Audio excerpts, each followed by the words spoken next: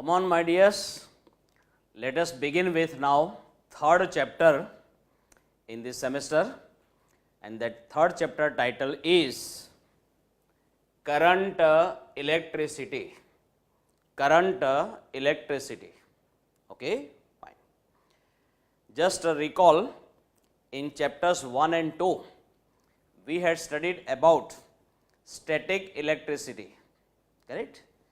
At that time, we were discussing the effects and properties of charges which were at rest. Okay? And now in this chapter, what we are going to do? We are going to supply some energy to those charges so that some motion is set up in those charges. And when charges are at motion, they constitute some physical quantity which we have given the name electric current. So electric current is always set up by motion of charges. And now properties and effects of those charges we are going to study in this particular chapter. Okay? That's why it is not static electricity, right now it is current electricity. Okay? Fine.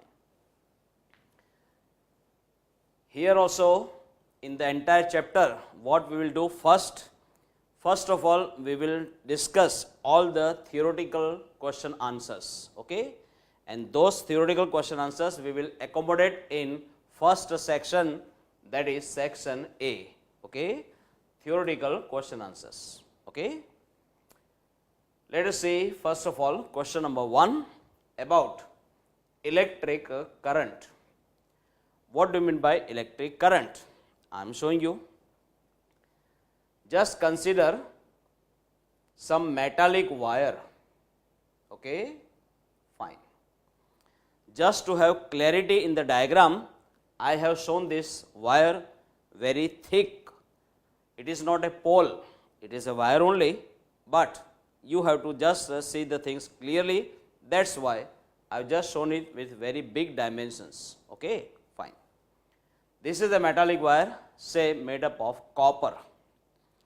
Now, in any metal, it so happens that whenever the parent atoms constitute, parent atoms combine, and when they form the entire metal, at that time, the valence electrons are freed from their respective parent atoms. From chemistry, you must have remembered what are called valence electrons. Electrons in the outermost partially filled orbit of an atom are called valence electrons. Okay? Whenever any metal is constituted, at that time, the valence electrons from the respective parents are getting freed, they are getting detached from those respective parent atoms, and then after those freed electrons, they just move about everywhere inside the metal quite freely, like a free molecular motion of the molecules in a gas. Okay? Because they execute their random motion quite freely, we call them free electrons. Okay? So now onwards, instead of valence electrons in the metal, we will just call them free electrons. Okay? Fine. Now, there are plenty of free electrons in this metallic wire, but unless and until we supply some energy to them, they will not be moving in a specific direction. Okay? So just to make them moving in a specific direction, you know what we do? We just connect this wire to some battery. Suppose here positive end of that battery is connected and here negative end of that battery is connected. Okay? Fine. In short, this end is at higher potential and this end is at lower potential. Okay? Now tell me, because you have established some potential difference across the two ends of this wire, now inside that wire some electric field is generated, and direction of that electric field is always from higher potential to lower potential, from higher to lower. So here in this diagram, from right hand side to left hand side, this way, correct? In this direction there is electric field. Now you know electrons have negative charge, and negatively charged particles are always exerted by electric forces in a direction opposite to electric field. If electric field is towards left hand side, then the electrons will experience electric forces towards right hand side. I mean to say, all the free electrons inside this metallic wire, they are now accelerated towards right hand side. So what do they do now? They make their resultant displacements towards right hand side this way, okay? And that's why I have written here E minus, that is electrons, and those negatively charged particles are now making displacement towards right hand side direction, that is towards positive end of the wire, okay? Fine. When these free electrons are making their resultant displacement this way, at that time, if you consider some cross section of this wire, then electrons will pass through that cross section. And don't you know, all the free electrons, they have got electric charge. So if electrons are passing through that cross section, meaning thereby some electric charge is passing through that cross section. And how much charge is passing per unit time?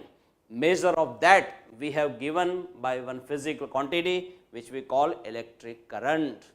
If more charge is passing per unit time, we say current is more. If less amount of charge is passing per unit time, we say electric current is less, okay? So electric current is defined now by quantity of electric charge which is passing through the cross section per unit time, okay? So formula wise you may write it this way, I equals to Q upon T, where Q is the amount of charge which is passing through this cross section and T is the time, okay? And when you are talking about this ratio, naturally it will give you amount of electric charge passing through the cross section per unit time, which is known as electric current or measure of electric current, okay? Fine. Now I equals to Q upon T, that is the equation to be applied for steady current. Remember, what do you mean by steady current? What do you mean by steady current? Steady electric current is that which does not change direction of flow and which does not change its magnitude. Whenever direction and magnitude of electric current are not changing with time, at that time that current is called steady current. A current which continues to flow in the same direction is said to be unidirectional current. Shortly we call it direct current, shortly we write it DC, that is direct current, okay? So here we are talking about steady current, okay? So this is the formula to be applied for steady current, in which direction of flow does not change and magnitude also does not change. Got it? Fine. What about the SI units? Come on. SI unit of electric current is ampere. For electric charge it is coulomb. For time it is second. Okay. Here capital A, here capital C, but here small s. Okay. Be very careful while putting the symbols. Otherwise, in your absence, when the papers will be checked by examiners, they will have wrong impression for you. So be very specific and particular about putting the symbols. Okay. Just put them very accurately, please. Come on. Let me give you definition of electric current now from this. Very simple. Amount of electric charge passing through the cross section of a given conducting wire per unit time is called amount of electric current passing through that entire wire. Okay. I repeat. Amount of electric charge passing through any cross section of a given conducting wire per unit time is called electric current passing through that wire. Got it? Fine. Now, when this current is said to be 1 ampere, when? I am showing you. If you want I to be 1 ampere, naturally, let us take these two values 1 unit in SI system. Okay? Come on. If you take t equal to 1 second, q equals to 1 coulomb, just put it here. This is also 1, this is also 1. So, it will be 1 coulomb upon second, and 1 coulomb upon second is nothing but 1 ampere, correct? So, 1 coulomb upon second is nothing but 1 ampere, correct? So, if these two conditions are satisfied, then I will be 1 ampere. So now let us define SI unit of electric current, that is definition of 1 ampere. Very simple. Whenever 1 coulomb charge passes through the cross section of a given conducting wire in 1 second, then amount of electric current passing through that wire is said to be 1 ampere. I repeat, whenever 1 coulomb of electric charge passes through the cross section of a given conducting wire per 1 second, then amount of electric current passing through that wire is called 1 ampere. Okay? Read the question carefully in the examination, whether they are asking the definition of electric current or definition of unit of electric current. Depending upon that, you may answer. Okay? Please read the question carefully. Correct? Please remember this relation, ampere equals to coulomb upon second. Meaning thereby, if you got 1 ampere, it is 1 coulomb per second, 3 ampere then 3 coulomb per second, 5 ampere then 5 coulomb per second. In short, as many ampere, that many coulomb per second. Please remember, as many ampere, that many coulomb per second. For example, if you got I ampere, it is I coulomb per second. I coulomb per second. Okay. Now, my dears, I would like to explain you about direction of electric current. First of all, tell me, in this diagram, what is the direction of flow of electrons? Direction of flow of electrons is towards right hand side, this way, correct? Towards this positive end. Okay, fine. But then, so far direction of electric current is concerned, we always take it just opposite to this direction, that is towards left hand side. Direction of flow of electrons in this diagram is towards right hand side. Then direction of electric current is taken towards left hand side. Why it is so? There is some reason for that. There is some logic behind it. What is that? I am showing you. See, we would like to be consistent in all the branches of physics. Whatever happens in other branches, same thing we would like to follow in this branch of electricity also. For example, if any body is falling, it is falling from greater height to smaller height, correct? From a point of higher gravitational potential to a point of lower gravitational potential, correct? If any gas is flowing, it will be flowing from high pressure to low pressure, correct? If heat energy is flowing, you know it is flowing from higher temperature to lower temperature. In short, it is from higher to lower. Similarly, here also, before the discovery of electrons, people had taken granted that electric current is due to motion of positive charges. If motion of negative charges is from this end to this end, then motion of positive charges, if you just imagine, it will be from this end to this end, correct? That's why in physics, right from beginning, we have been taking the direction of electric current from positive to negative, that is from higher potential to lower potential. But if you do so, then that direction of electric current will be naturally opposite to direction of flow of electrons, correct? So since then, right from beginning, we have been taking direction of electric current always opposite to direction of flow of electrons. Got it? Fine. Now onwards, whenever I refer only electric current, you have to think in the mind about conventional direction of electric current, which is always opposite to direction of flow of electrons. Got it? Fine. Now my dears, let us go for two values of current. If you find value of current in a particular time interval, we will call it average electric current, correct? And it will be shown by such a symbol, average I. But if you find value of current at a particular instant of time, we will call it instantaneous value of electric current, which will be shown by symbol only I. Okay? Let us go one by one. First of all, you just consider this as a time scale on which I have shown here 2 instants of time. Here it is t, here it is t plus delta t, correct? Then what is the time interval lapse between these 2 instants? It is delta t, correct? At the end of t time, the amount of electric charge which has already flown through any cross section of a current carrying wire is suppose capital Q. At the end of this much time, the total electric charge which has already flown is suppose Q plus delta Q. What does it mean to say? In this much time interval, the amount of electric charge passing through this cross section of this current carrying wire would be this minus this, that is, it would be delta Q, correct? In short, in this much time interval, the amount of electric charge passing through the cross section of a given current carrying wire is delta Q.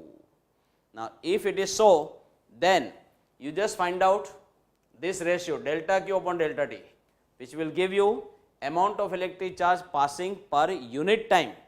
That ratio itself is known as average electric current, correct? And then in this average electric current, in this ratio, if you take this time interval delta t tending to 0, correct? Then if delta t tends to 0, then this final instant of time would approach towards initial instant of time, and finally with the limit delta t tends to 0, you will reach at this particular instant of time, and then if you are finding this ratio, then that will give you value of current exactly at this very instant, and when you are finding current at a particular instant, we will call it instantaneous current, that is capital I. Okay? So, this instantaneous value of electric current is nothing but this ratio only, but in this ratio we are supposed to take limit delta t tends to 0, correct? Tell me, when limit delta t tends to 0, that extremely small, infinitesimally small interval of time we will show now onwards with this symbol dt, and in this infinitesimal small interval of time, amount of electric charge passing is supposed dq, correct? So, in the language of calculus, this entire term you may write this way dq by dt, correct? Fine. Now, from these 2 equations, we can define average value of electric current and instantaneous value of electric current this way. If amounts of electric charges passing through the cross section of a current carrying wire at time t and at time t plus delta t are respectively q and q plus delta q, then the term delta q upon delta t is called average electric current passing through that wire in time interval delta t, and the term limit delta t tends to 0 delta q by delta t is called instantaneous value of electric current passing through that wire at time t. I repeat, if amounts of electric charges passing through the cross section of a current carrying wire at time t and t plus delta t are respectively q and q plus delta q, then the ratio delta q upon delta t is called average electric current passing through that wire in time interval delta t, and the term limit delta t tends to 0 delta q by delta t is called instantaneous electric current passing through that wire at time t. Got it? Fine. In short, this average current is to be found out in a particular time interval, and this instantaneous electric current is to be found out at a particular instant of time. Got it? Fine. Now, if you are talking about steady current, then you may use this equation I equals to q upon t, correct, where the flow of electric charge is constant. But if flow of electric charge is not constant, then you are supposed to use this equation I equals to dq by dt. I equals to dq by dt, correct. Time rate of flow of electric charge gives you instantaneous electric current. Got it? Fine. Now let us go for law of conservation of electric charge. What do you mean by conservation? Conservation of any quantity, meaning thereby that quantity should not change with time. Okay?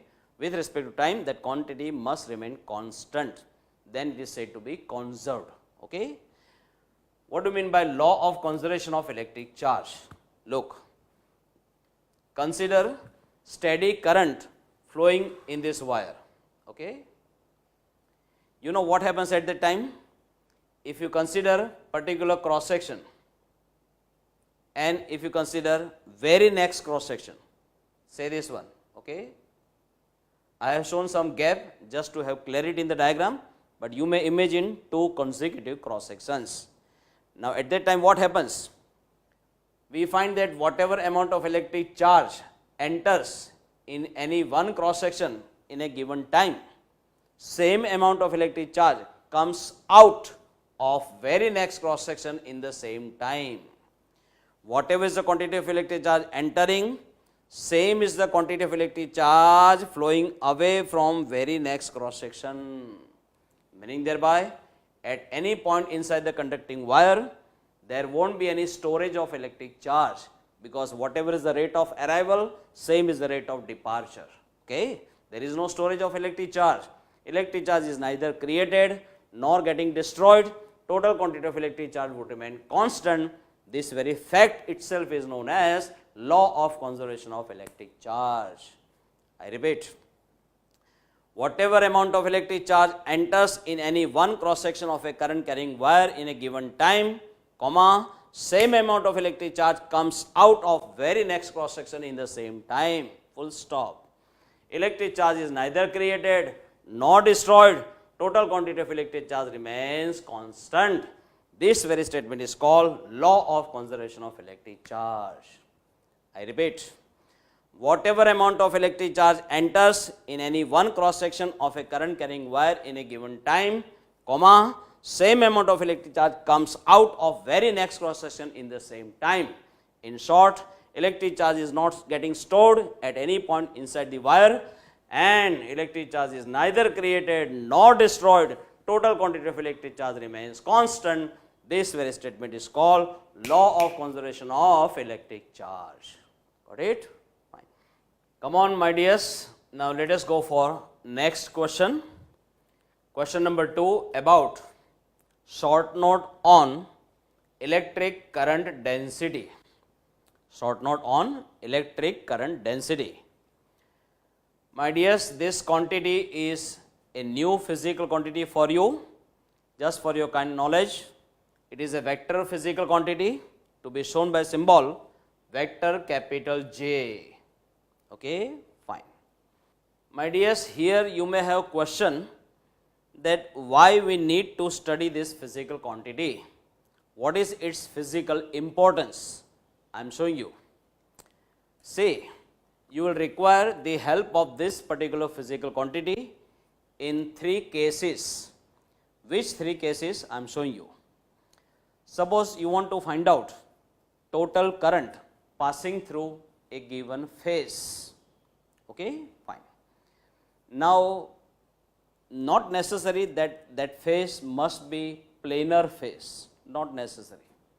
You may consider curved phase, you may consider some phase with zigzag irregular shape also, correct? Then at that time, if you want to find out current passing through that phase, then this simple formula will not help you. This simple formula will not help you. Okay, fine. Second thing, if you want to find out current through that phase which is not perpendicular to direction of flow of electric current. Here this phase is perpendicular to direction of electric current. But if it is not so, then how to find out current through that phase? And third, if the rate of flow of electric charge at all the points on that phase is not same and is changing with time, then in that case, how would you find out total current passing through that phase? At that time, you will require the help of this particular physical quantity called electric current density. Let me summarize all these 3 points. Whenever the considered phase is not planar, whenever considered phase is not perpendicular to electric current, and whenever the rate of flow of electric charge at all the points on a given phase is not same and is not constant with time, then to find out electric current passing through that entire phase, we need particular physical quantity to be defined, and it is none but this one, electric current density. Got it? Fine. So this gives you its physical importance. To understand about electric current density, just consider some rectangular metallic block. Rectangular metallic block. You may consider any other shape also, but at present we are considering this particular shape. Now, just consider one such a point, say point P dash, and consider this inclined face, correct? It is inclined. It is neither horizontal nor vertical, it is inclined. Fine. And this inclined face which we are going to consider, I am just showing it by blue color. Okay, fine. This particular face has area, suppose delta A. Correct? Now we would like to just identify its inclination, and just to know about its inclination, what we do, we just define another vector. That vector is called area vector or surface vector. Area vector or surface vector. That area vector or surface vector is that vector whose length is considered directly proportional to magnitude of area, and which is always shown perpendicular to that face. Okay? Such a vector is called area vector or surface vector for that particular face. If considered face is this, correct? Then you can see this vector is just perpendicular to that, correct? And its length, if we take directly proportional to this area, then such a vector is called area vector. Okay? So vector delta A is right now area vector for this considered face. For example, if you got planar face like this, which is horizontal, then you may consider its area vector like this, correct? Perpendicular to that. If you got considered face this way, that is vertical, then its area vector will be horizontal like this, perpendicular to the planar face, correct? But at present you can see the inclination of this face is this way. Come on, this way, slanting, okay, inclined this way. Then for that particular inclined face, you may consider area vector like this. Got it? Perpendicular to that. Okay? Fine. Now, inside this metallic block, suppose electric current is I, which is flowing towards the right hand side, this way.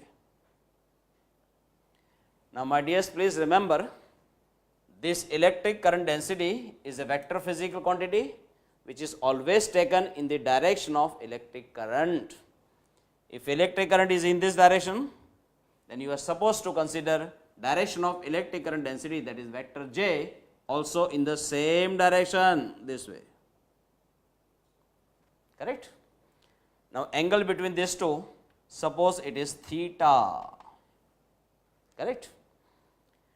Now just find out component of this face adjacent to theta. Component of this face adjacent to theta. It would be this face, which I have shown with the pink color. Okay?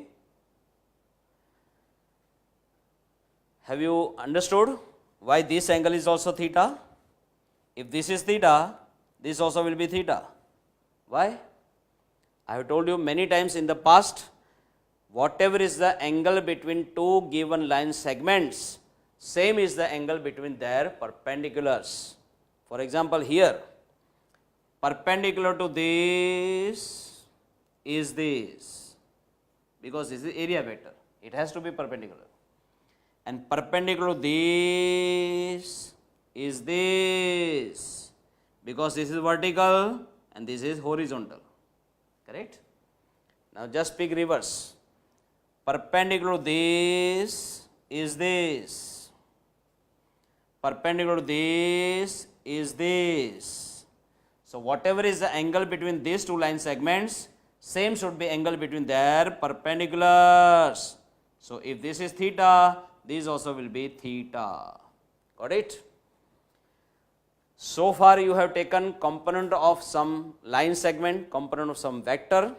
Here we are taking component of this face. Yes, you can take it. Component of length will give you some length. Component of area will give you some area. For example, here, component of delta A taken adjacent to theta will be this area, and that area is delta A cos theta. Look here, delta A cos theta. For example, in this right angle triangle, look here, in this right angle triangle, this is the right angle, so this must be hypotenuse, its length is suppose L. For this angle theta, you will find this component as L cos theta, and this one will be L sin theta, correct? Component of L adjacent to theta will be L cos theta. Component of L adjacent to theta is L cos theta. Similarly, component of delta A adjacent to theta is delta A cos theta, correct? Component of length will give you length, component of area will give you area. Got it? Fine. Now, just consider this point as point P. Okay? We will find out electric current density in two ways. First, we will find out average electric current density, and then after at a particular position. Correct? If you are finding average electric current density, we will show it by symbol average capital J. Okay? And if you are finding value of electric current density at a particular position, then we will call it positionless electric current density. Positionless. My dears, this word is new for you. It is not there in the textbook. Mind well, I am not talking about instantaneous. I am not talking about time right now. I am talking about position. That's why the word is positionless electric current density. Okay? And that will be shown by symbol only capital J. Let us see both of them. First of all, average electric current density. Fine. Tell me, what is this area? This area is, come on, delta A cos theta. Correct? And how to find this entire face? This face is perpendicular to this direction of electric current. Fine. So this much is the area which is perpendicular to this much current. Okay. Now, amount of electric current passing through this much area is suppose delta I. Delta I is the amount of electric current passing through this much area which is perpendicular to direction of electric current. And then you just divide delta I by delta A cos theta. Correct? In any ratio, you should think of denominator to be 1 unit. So this will give you amount of electric current passing through unit area chosen perpendicular to direction of electric current. And such a ratio is only known as average electric current density on that unit area. How would you define this average electric current density? Simple. Amount of electric current passing through unit area chosen perpendicular to direction of electric current is called average electric current density on that unit area. I repeat, amount of electric current passing through unit area chosen perpendicular to direction of electric current is called average electric current density on that area. Correct? Fine. But now we would like to find out value of electric current density exactly at point P. Correct? Now tell me, if you want to reach at this point, then what you should do? The area of this phase should be gradually considered smaller and smaller. If you go on reducing the area of this phase smaller and smaller, correct? Then mathematically you may write limit delta A tends to 0. Because if delta A tends to 0, then ultimately this entire area will also tend to 0. And when this area is considered tending to 0, meaning thereby you are just reducing it gradually, you are making it smaller and smaller, and ultimately you will reach at this particular point. At a particular point, at a particular position, if you are finding the value of electric current density, it will be called positionless electric current density, shown by symbol capital J. So mind well, this positionless electric current density is nothing but this average electric current density only. That's why I am putting same ratio here also, but you must consider this limit delta A tends to 0, because you are talking about positionless electric current density, correct? Fine. And now in the language of calculus, this entire term you may write this way, di upon dA cos theta. Naturally, when limit delta A tends to 0, that particular infinitesimal small area you may represent by the symbol dA. Got it? Cos theta is constant right now, so cos theta as it is, and through this infinitesimal small area, the amount of electric current passing is suppose di. Got it? Fine.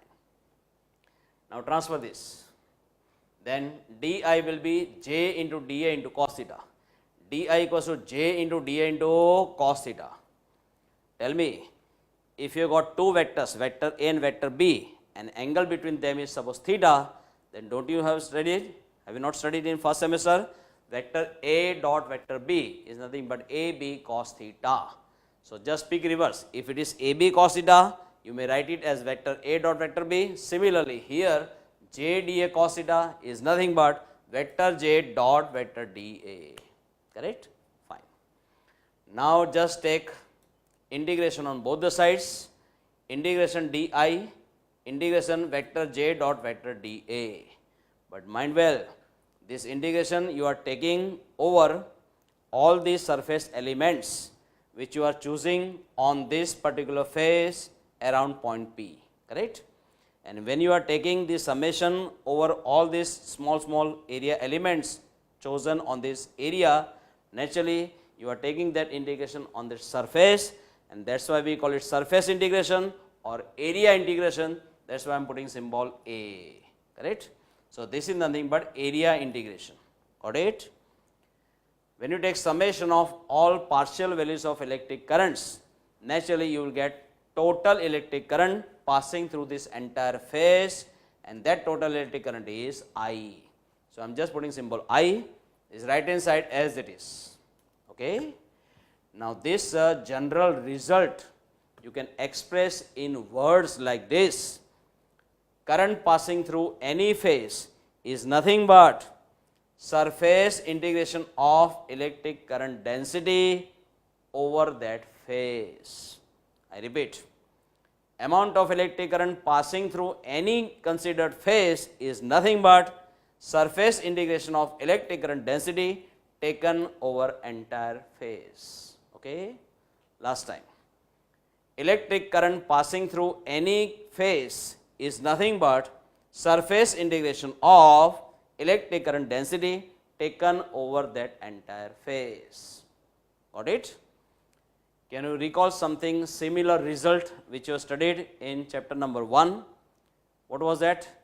The expression of electric flux. Remembered? Phi equals to surface integration of electric field, that is integration of vector E dot vector dA over A. Remembered? At that time what you had remembered? Electric flux passing through any considered phase is nothing but surface integration of electric field taken over the entire phase. Similarly, here electric current passing through any considered phase is nothing but surface integration of electric current density taken over that entire phase. Got it? Fine. My dears, this is a general result using which you can find out electric current passing through any considered phase, irrespective of its shape, irrespective of its inclination or orientation, and irrespective of value of electric current density at various points on that phase. Correct? So, this is a very general result. Got it? Now, we just consider very simple case. What is that? Suppose considered phase is a planar phase, planar, flat. Then we are going to consider it just perpendicular to direction of electric current. And moreover, we will consider same value of electric current density at all the points on that phase, that is equal and not changing with time. Then how this formula will appear? It is getting reduced to a very simple form. I am showing you what is that. I equals to integration, just expand this, vector j dot vector dA means what? J dA cos theta, j dA cos theta. Why theta is 0 degree? Try to understand. Suppose you have considered this phase, okay? How do you find it? Is it not planar phase? Yes, it is chosen perpendicular direction of this electric current. Now for this planar phase, tell me, if you think of area vector, will it not be like this? This is the considered phase, correct? And area vector will be like this, correct? Perpendicular to that phase. So area vector is like this, that is in this direction, that is in the direction of, come on, in the direction of electric current density, correct? So for this particular phase, you can see direction of area vector will be like this, that is in the direction of electric current density. So I mean to say, these two vectors have got same direction, and when two vectors are in same direction, angle between them will be 0 degree. Got it? Fine. Now, because we are going to consider same value of electric current density at various points on this entire phase, and that too it is not changing with time, then J can be considered as constant. You can take it out of the symbol of integration, then J is taken out, integration dA, because cos 0 is 1. Now J as it is, and integration dA means what? Summation of areas of all the area elements chosen over considered phase.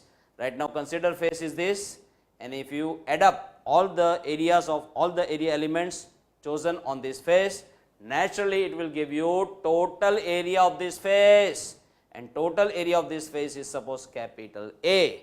Then this can be replaced by capital A, correct? This J as it is, instead of this I am putting capital A. So what is the simple form of this equation? I equals to JA, I equals to JA. Just to remember, Ija. What you can say? Ija, correct? Please remember. But be very careful. This is not the general formula. This is the formula to be applied in a specific case. And what is that specific case? Let me recall. If considered phase is a planar phase, if considered phase is perpendicular to direction of electric current, and if value of electric current density is same at all the points on that phase is same and not changing with time, then in that case, to find out electric current passing through that phase, you can consider this formula I equals to JA. Okay, fine. So remember this general formula also, and remember this specific formula also. Got it? Fine. Just find out J from here. J will be what? I upon A.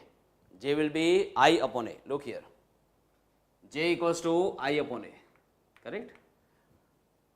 Come on, find out the SI unit of electric current density. SI unit of this means you just write down SI units of these two. SI unit of electric current, ampere. For area it is meter square. So remember, SI unit of electric current density is ampere upon meter square. What about dimensional formula of electric current density? Come on, write down dimensional formula for these two. For current it is ampere raised to 1, that is A raised to 1, and for area you know it is L raised to 2, correct? Just take it up. So it is A raised to 1, L raised to minus 2, A raised to 1, L raised to minus 2, correct? That will be dimensional formula for electric current density. Okay. My dears, here one point is very interesting. Look here. Electric current density is a vector quantity. It is to be taken in the direction of electric current. So, in order to have direction of electric current density, you have to depend on direction of electric current. Though electric current is flowing in a particular direction, then also it is not a vector quantity. No, electric current is a scalar physical quantity. Then you may wonder why, though it is flowing in a specific direction, why electric current is considered as a scalar, why not vector? I am showing you. See the reason for that. This is not explained in the textbook, please try to understand. Suppose three conducting wires are meeting at this particular point. Which three wires? AC, BC and DC. They all are meeting at point C. Electric current flowing through this wire is suppose I1 equal to 3 ampere. Flowing through this wire is suppose I2 equals to 4 ampere.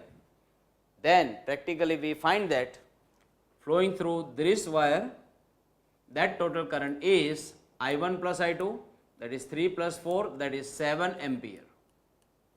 Correct? Fine. Now you must be watching this angle in the figure. This angle is suppose theta. Now tell me, if you got two vectors, vector A and vector B, having angle theta between them, then what is the magnitude of that resultant of those two vectors? Magnitude of resultant of those two vectors will be R equals to, you have studied in first semester, R equals to under root of A square plus B square plus 2AB cos theta. Remember?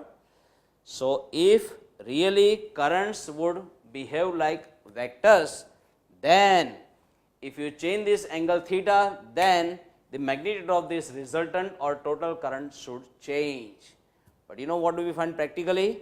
Though we change this angle, this total current does not change. So I mean to say, here these currents are not behaving like vectors, they are behaving like scalars, correct?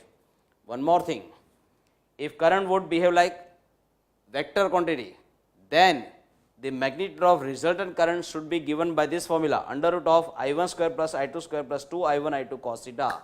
But no, here magnitude of resultant current is not given by this formula. That's why we can say it is not a vector quantity, it is a scalar quantity. Okay? Here I have written I is not equal to this much. Got it? And third, you know basic formula for steady current, I equals to Q upon T, that is charge upon time.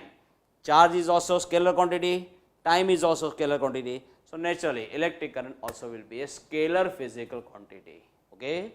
So now notes, please remember, electric current is a scalar physical quantity, electric current density is a vector physical quantity. Okay? Fine.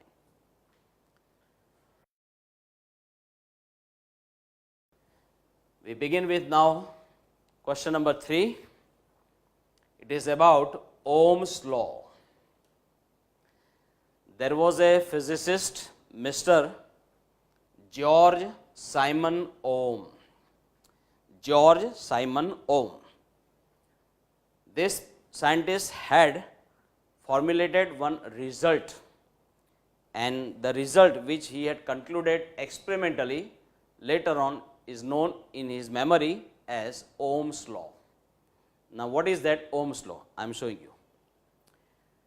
Consider this as metallic wire, say made up of copper. Okay? Now we just connect some battery across that wire.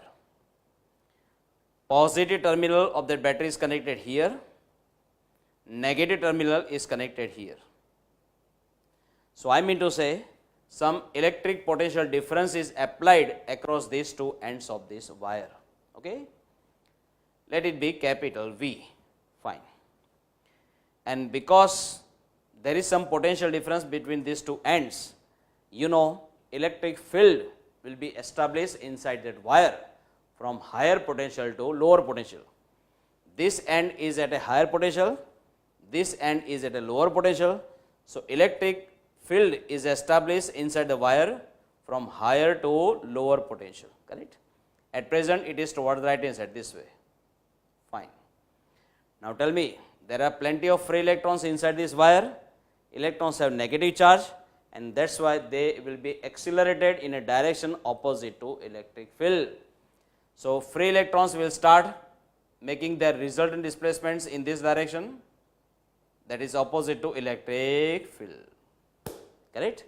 Now tell me, if electrons are flowing this way in this direction, whatever direction of electric current, just now I told you, it is to be considered opposite to the direction of flow of electrons. So direction of electric current will be like this, correct? Fine. Outside the battery, direction of electric current is from positive to negative terminal of the battery, and remember here outside the battery, direction of flow of electrons is from negative to positive terminal of the battery. Got it? Fine. What did Mr. George Simon Ohm had done? He had simply changed this value of electric potential difference practically, and each time he had measured the value of electric current passing through this conducting wire, correct? Now here we assume that temperature of this wire is remaining constant. We assume that pressure exerted on this wire also remains constant. When pressure is constant, temperature is constant, you can say physical conditions of this wire remain invariant. Okay? They do not change with time. In that case, Mr. George Simon Ohm had concluded practically that the amount of electric current passing through this wire is found to be directly proportional to potential difference applied across its two ends.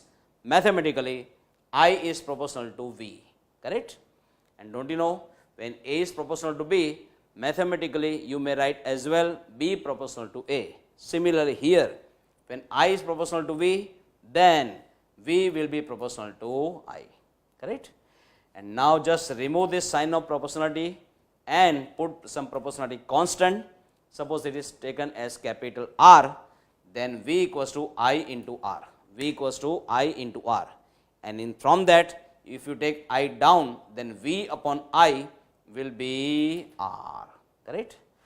Mr. George Simon Ohm had concluded practically that this ratio remains constant as long as physical conditions of this wire do not change with time. Okay, fine. And this particular ratio, which is equal to R, it gives us amount of electrical resistance provided by this conducting wire to the flow of electric current. And that electrical resistance is shown by symbol capital R. R stands for resistance. Okay. Now onwards, if I say only resistance, you must understand it is electrical resistance. Got it? And this entire result, that V upon I is remaining constant, which gives us resistance of a wire, that entire result is known as Ohm's law. How would you give its a statement? Very simple.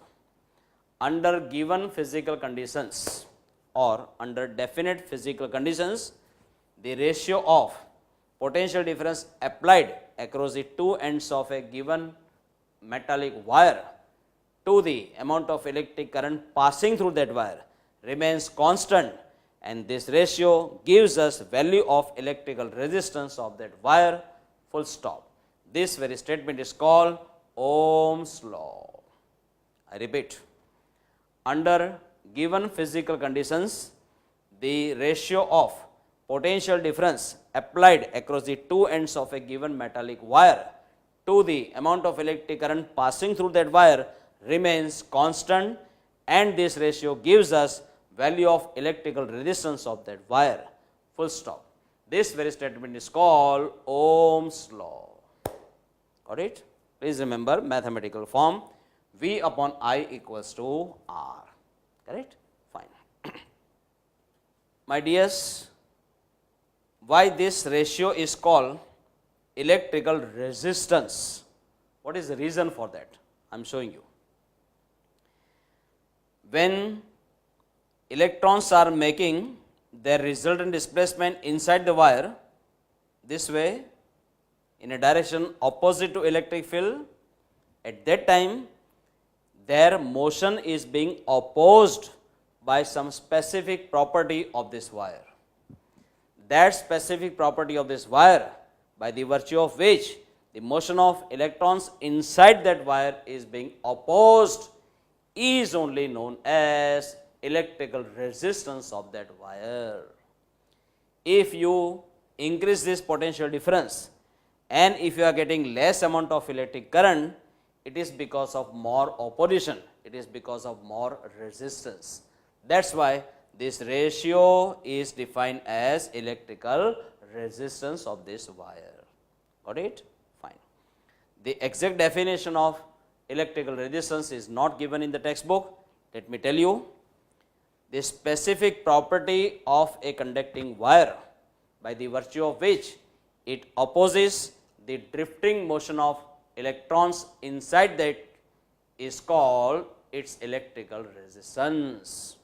I repeat, the specific property of a conducting wire, by the virtue of which it opposes the drifting motion of electrons inside it, is called its electrical resistance, shown by symbol capital R. Okay, fine. Now onwards, we will not say electrical resistance every time, we will say simply resistance. Okay. Let us write now SI units in this Ohm's law. Come on, SI unit of voltage or potential difference is volt. Correct?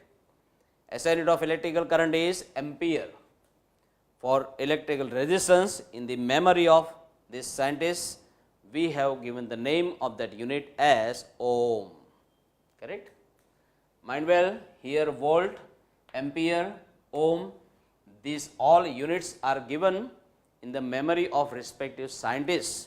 But here we are not writing the names of those scientists, here we are writing the units. And you must have remembered from first semester, whenever you refer the name of a scientist as a unit, at that time you must be careful while putting the spelling.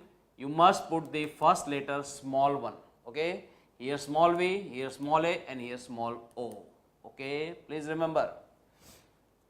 Now let us write the symbols. For volt, symbol is capital V. For ampere, symbol is capital A. For ohm, symbol is like this. It is to be pronounced as ohm, O-H-M. Got it? Fine. Volt upon ampere equals to ohm. Now, we go for resistance of a metallic wire. On which factors does electrical resistance of a metallic wire depend? I am showing you. Consider some metallic wire with cross-sectional area capital A, correct, and having length L. See, normally wires we take in the cylindrical form, and that is why when you take cross-section, it will give you circular cross-section. And for a circular cross-section, what is the area? Pi into radius square, and radius is diameter upon 2. So R is d by 2, so its square will be d square upon 4. Got it? Now practically what do we find? That electrical resistance of this metallic wire is directly proportional to its length when cross-sectional area is kept constant. And electrical resistance is inversely proportional to its cross-sectional area when its length is kept constant. Okay? So when cross-sectional area is constant, R is proportional to L. When length is constant, R is proportional to 1 upon A. Okay? Now when the same physical quantity depends on more than one physical quantities, what do we do for finding combined result? What do? We just take multiplication on right hand side. So R will be proportional to this into this. Come on, L upon A. Remove sign of proportionality, put some proportionality constant, let it be rho. This symbol is to be pronounced as rho. It's a Greek letter, okay? And the spelling is RHO, rho. The pronunciation is rho. Now, mathematically this rho is proportionality constant, but from physics point of view, it has got definite interpretation. What do we mean by rho? Rho is known as, remember, rho is known as resistivity or specific resistance of material of the wire. Resistivity or specific resistance of material of the wire, okay? Don't say resistivity of wire, don't say resistivity of material of the wire. Don't say specific resistance of wire, specific resistance of material of the wire, okay? You must give importance to the type of material of the wire, because this is to be found out for different types of materials of the wire, okay? Fine.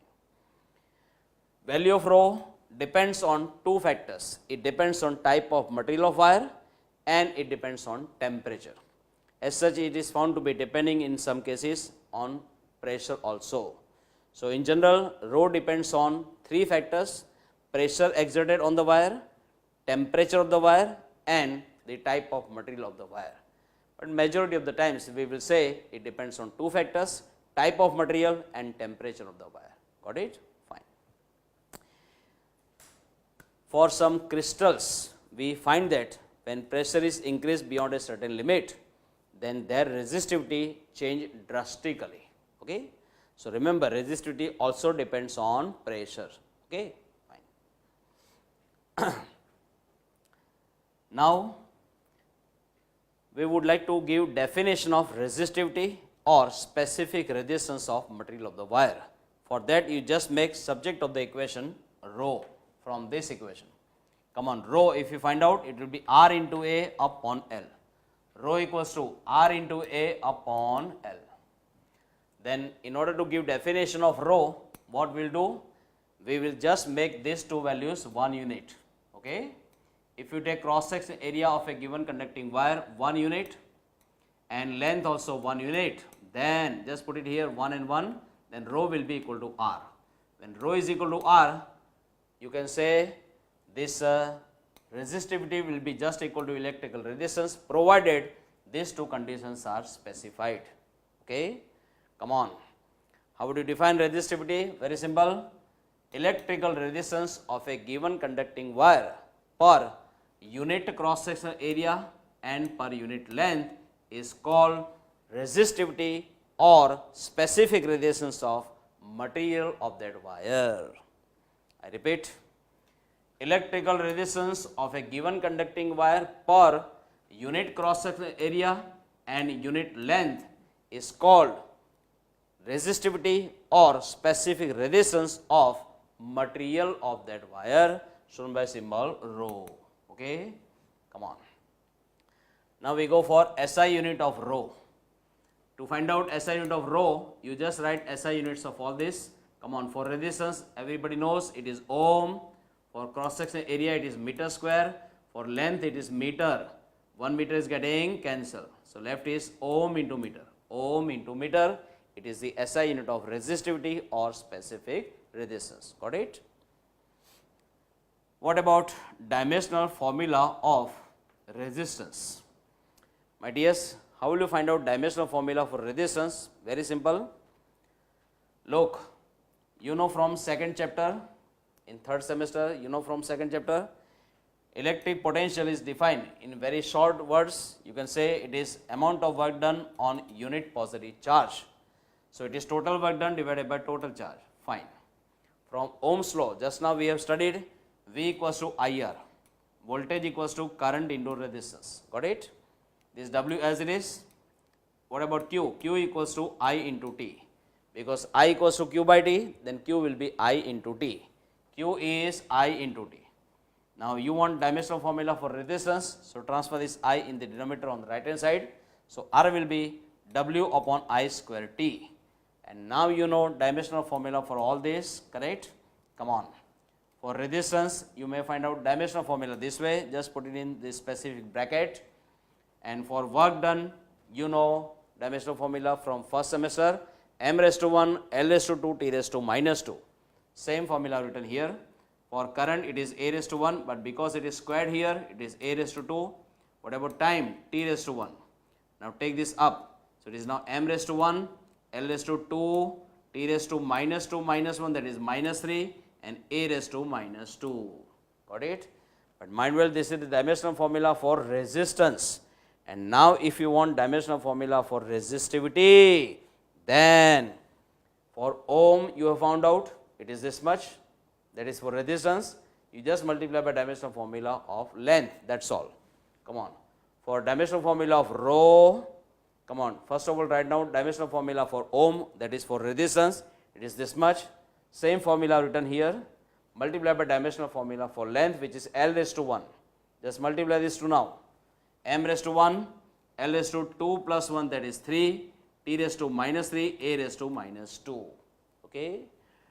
Simply don't mug up this dimensional formula directly, because this number will get changed, plus and minus also will get changed. In short, you will be mistaken. Okay. Don't do that. Better you just derive the formula of a given physical quantity into the, in the form of those physical quantities whose dimensional formula you already know, correct? So just try to reduce it to the simple formula in which those physical quantities are involved whose dimensional formula is known to you. Okay, fine. My dears, for a straight conducting wire, the value of electric field set up inside that wire you may express using this formula, E equals to V upon L, that is potential difference across the two ends of that wire divided by length of that wire. Then how to get this formula? Nobody will ask you for the derivation, I am showing you very simple it is. E equals to V upon L. How to get it? Look, you have studied this formula in second chapter in third semester. Come on. E equals to minus dV by dr. Remember, this is electric field, this is potential gradient, and this is its negative value. Electric field is always equal to negative value of potential gradient. Remember? Fine. Here if you take potential to be 0, then here the potential is higher than this potential by amount V, because potential difference is V minus 0, that is V. Okay. So if you consider here potential to be 0, here it will be V. And when you go from here to here, if you take x coordinate here 0 suppose, then here x coordinate will be equal to length of the wire, let it be L. Okay. Let us go this way and let us apply that formula. Come on, when I go from here to here, the change in electric potential will be final minus initial, that is 0 minus V. Look here, this minus as it is, this is change in potential, final minus initial, that is 0 minus V. And what about in the denominator? dr means when you go from here to here, you are supposed to take corresponding change in x coordinates. When you go from here to here, here x coordinate is equal to length of the wire, that is L, and here x coordinate, if you take here origin, it will be 0, correct? So when you go from here to here, the value of dr will be L minus 0. Value of dr will be L minus 0, correct? And now tell me, this is L only, and minus will be plus V upon L, V upon L. So this is how we got this formula of electric field established in a conducting wire, which is supposed to be linear. At that time, this is potential difference applied across its two ends, and this is its length. Okay. Remember this formula, E equals to V upon L. Got it? And from this you got second unit of electric field in third semester. What was that? Come on, unit of potential is volt, unit of distance is meter. So volt upon meter. So unit of electric field you can also express as volt upon meter, correct? There are two units of electric field. Come on, it is Newton upon Coulomb as well volt upon meter. Got it?